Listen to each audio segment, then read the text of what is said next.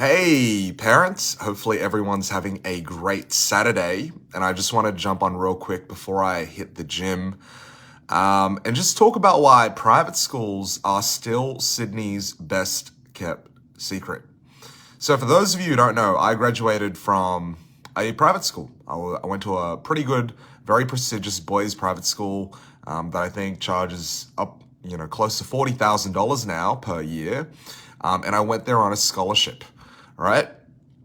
And it's really, really funny because when I first began this journey of tutoring, all I taught was for the scholarship tests. I didn't begin teaching selective schools tests because selective schools test was just a very easy test in my opinion, and I didn't believe that anybody needed coaching for it. The scholarship tests, on the other hand, were very, very difficult and they required a lot of training, especially in writing, right? Writing was a big one. And I remember when I first started, I was very much in demand and, my one-on-one fees were pretty excessive, to be honest. And the only reason behind that was because, these kids were the best of the best and they wanted to go private school and they want to get a private scholarship, which is worth a lot of money. That's where I kind of started from. Now, the reason why I want to talk about this topic is something profound has recently happened to me, right? Those of you at Scholarly already know this. Parents who currently have kids going to Scholarly already know this. But for the longest time, I was one who taught all the classes. Like 100% of the classes were basically taught by me. And then I realized one day that, hey, wait a second, there are a lot of tutors out there who can probably teach a lot of concepts in maths or thinking skills or even English better than I can. And so basically what I did was I went out and I found all of these tutors who had scored 99.95 ATARs, right? 99.95 being the highest or the perfect ATAR that you can get. And basically what ended up happening was I ended up interviewing, I'd say probably 30 to 40 tutors who had scored 99.95 in terms of their ATAR. And this is where everything becomes very, very interesting, right? Because when I'm looking for a tutor, I'm looking for someone who's not only intelligent, but someone who's incredibly well-spoken, someone who's incredibly charismatic, somebody who knows how to carry themselves, someone who's able to problem solve on the fly, right? That's the type of person that I'm looking for. Because again, I pay these tutors a lot of money. And so I want the very, very best. I don't want like a subpar tutor who comes in and just teaches a little bit and leaves, okay? And so what I realized was that not all 99.95 ATARs are created equal. And I don't want to disparage, any other schools like selective schools or public schools or whatever, right? But I interviewed kids from the top selective schools, right? I mean, the very, very top selective schools, right? I'm not going to mention which ones, but you guys all know the ones at the very, very top, the top three. I interviewed kids from top Catholic schools, top public schools.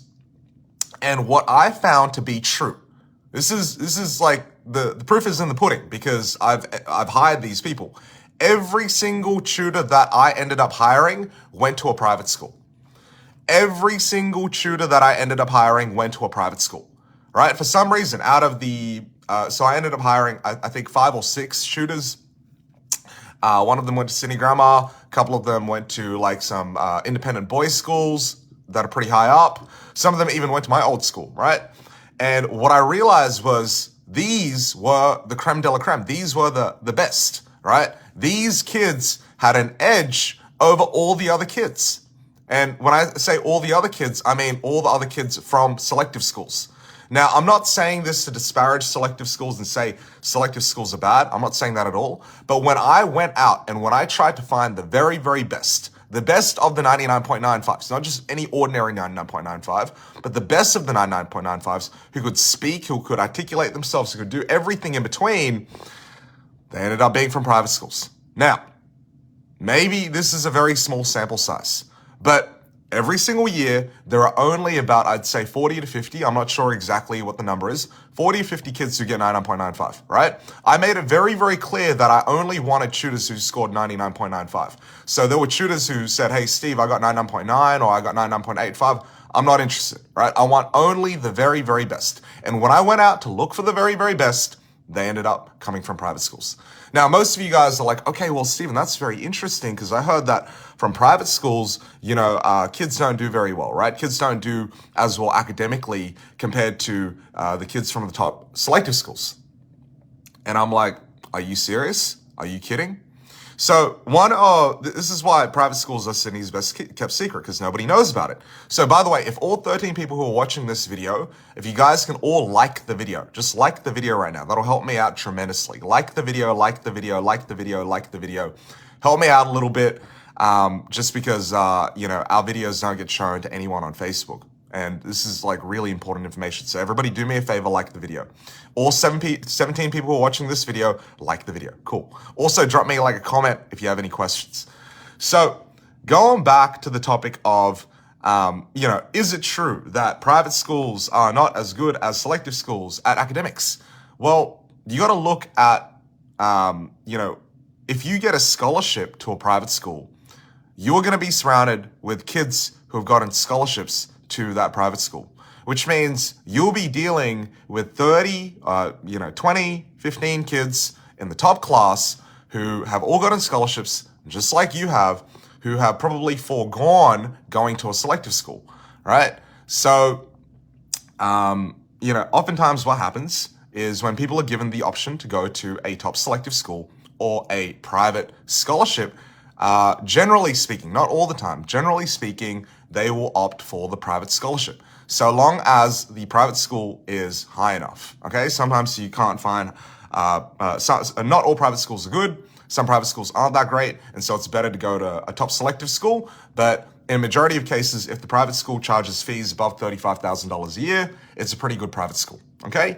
And so that's why kids will end up going to that private school on a scholarship instead of going to a top selective. Now, again, this depends on the person. This depends on travel. I know a lot of kids who ended up going to, top selective schools instead of private school, right?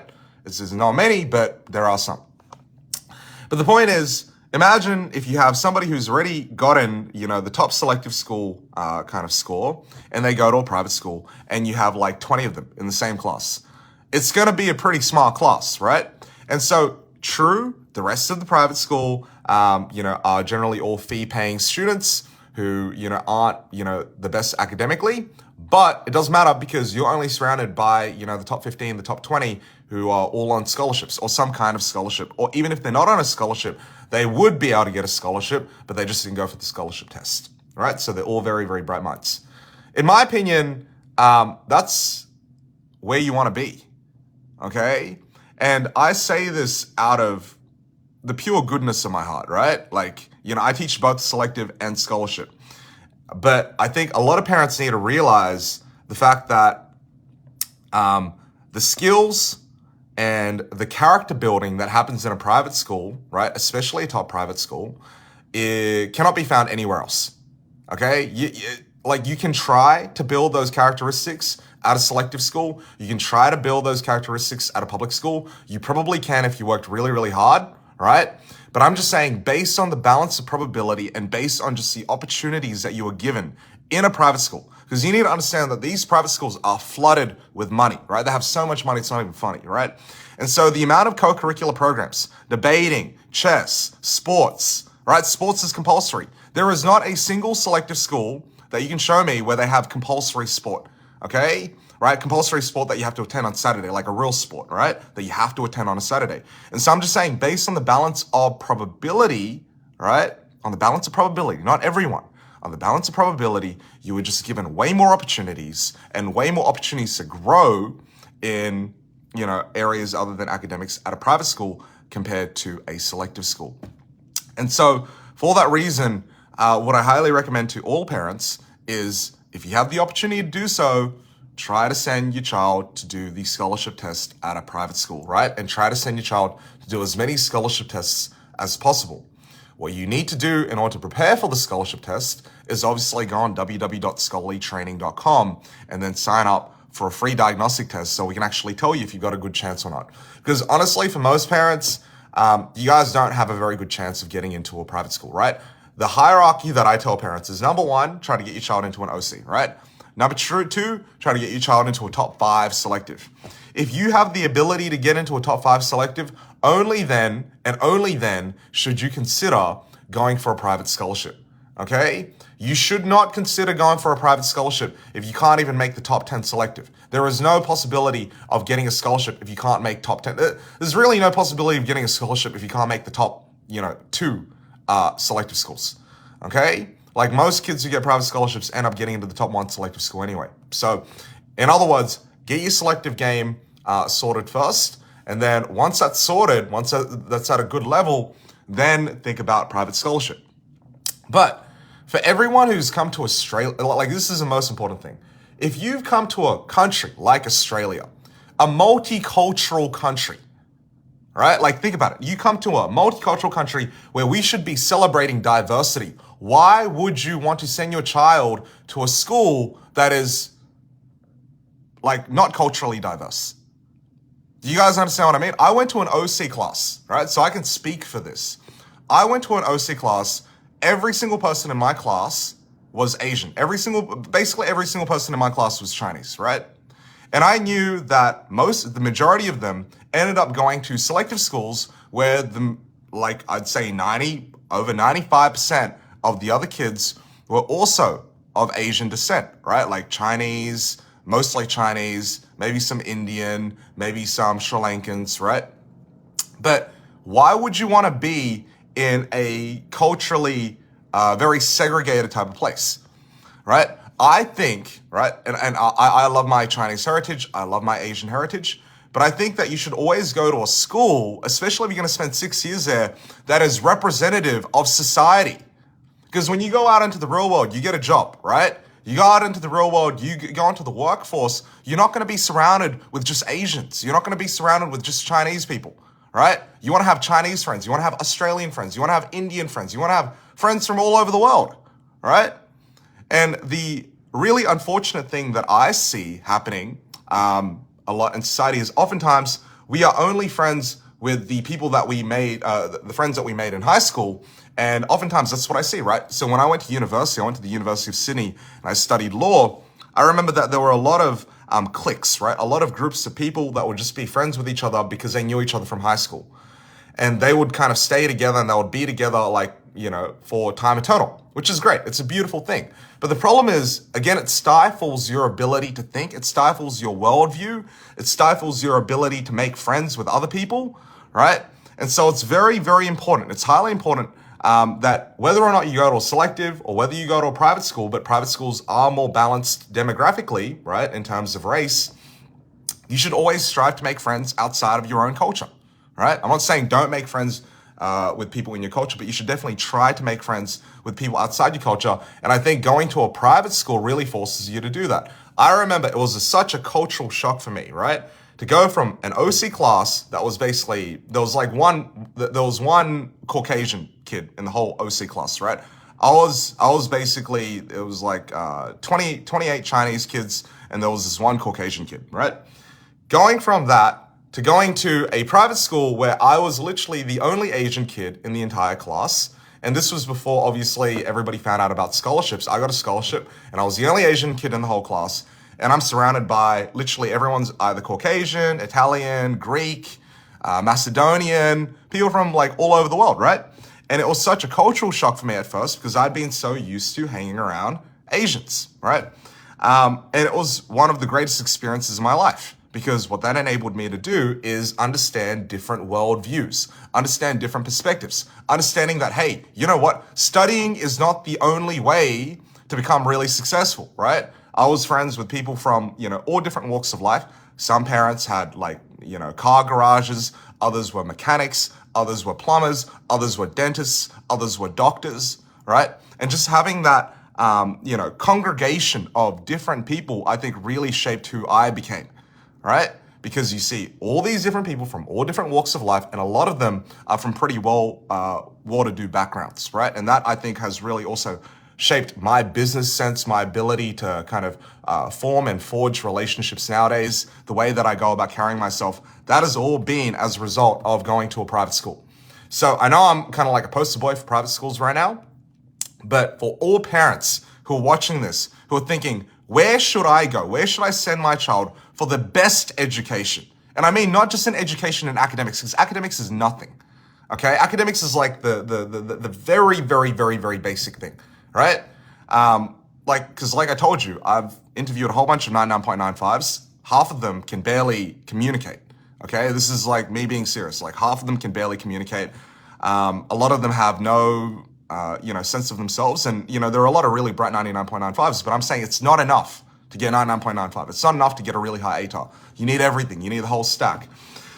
And so if you want the best education, then you need options. And in order to get options such as being able to go to a private scholarship or getting a private scholarship, you need to be elite. You need to be in the top 1%, like in the top, 1%. And so what that means is if your child is young, if your child is in year 3, if your child is in year 4, if your child is in year 5, you have to work really, really hard, okay? Because the people gunning for these private scholarships aren't joking around. This year, we ended up getting over 80 scholarships. Last year, we got 72, right? This year, we had one child who single-handedly got 5 scholarships to the top boys' schools in Sydney. We had multiple kids who got like 2, 3 scholarships each. The record right now in terms of a kid getting scholarships is 6 scholarships. That was a girl from like a year ago, 2 years ago. And so what I'm saying to all parents right now is if you're watching this and you're like, Stephen, how do I get there? How do I get to a private school, right? Both me and my sister. My sister studies medicine at UNSW, right? I studied and I graduated from law at University of Sydney. We both graduated as private scholars from private schools, right? And, both of us both had the option of going to James Bruce, but we chose not to, all right? Now, my point to all of you is if you want the best option, if you want to have options, hey, you might decide after you get a private scholarship that you still want to go to the #1 selective school, right? Because maybe academics is your main thing and you don't really care about developing anything else. That's completely fine. Or you might decide, hey, you know what? I got in the top selective school. I also got private scholarships. Maybe I want to choose private scholarships, right? But in order for you to even get into that position, you need the best coaching. You literally need the best coaching in Sydney. And I'll tell you guys right now, the best coaching in Sydney comes from Scholarly. I've looked around, I've tried looking around, I've tried finding people who are better than us, but I want you guys to just think about it like this. The only tutors who teach at Scholarly are either me, right, or 99.95 tutors. I don't hire anybody who gets 99.9. I don't hire anybody who gets below 99.85. Right? I only hire 99.95 tutors. And I only hire the 99.95 tutors that I think are the literal best. The other thing is these tutors have all been trained by me. So I will only hire someone if I think they're better than me. I don't hire anybody who I think is worse than I am, because then I just teach the classes anyway. Right? So I only hire people who are better than me. And then to add to that, the rates that we pay are probably triple, if not quadruple, market rates. Right? We basically pay the same as what the University of Sydney does to its lecturers and its tutors. That's what we pay. And so we have very, very high demands on our tutors. We only expect the very, very best. And I know this is like the first time I've mentioned it publicly to a lot of parents. A lot of parents don't even know this, just because we've been working so hard behind the scenes on our work. But all of these tutors are the very, very best, right? And we only get the very, very best. And we have an entire resource team that is purely based on creating materials, right, that match up the latest curriculum.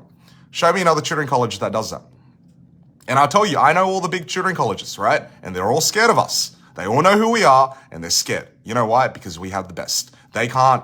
A couple of issues that I want to jump into right now. But if you're looking for the best coaching, and I mean the absolute best coaching in Sydney from the best tutors that are #1, the best academically, but they can also speak really well. I mean, have you had a look at just all the YouTube videos online of people who can barely speak and who are teaching selective?